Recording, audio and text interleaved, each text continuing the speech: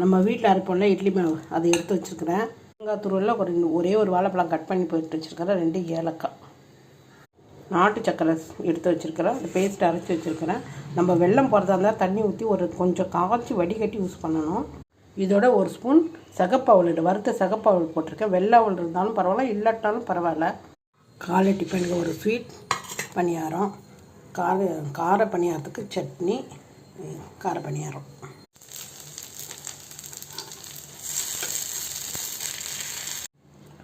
அடுத்து நம்ம ஸ்வீட் பணியாரம் ஊற்றுவோம். நம்ம ஸ்வீட் பணியாரம் 2 வகையான பணியாரம் நம்ம செய்யும்போது முதல்ல கார பணியாரம் செஞ்சுட்டு அதுக்கப்புறம் தான் நம்ம ஸ்வீட் பணியாரம் ஊற்றணும். ஸ்வீட் பணியாரத்தை நம்ம இப்போ திருப்பி விட்டுக்கலாம். ஸ்வீட் பணியாரம் திருப்பியாச்சு. நம்ம இப்போ இதை எடுத்துருவோம். 2 வகையான பணியாரம் செஞ்சாச்சு.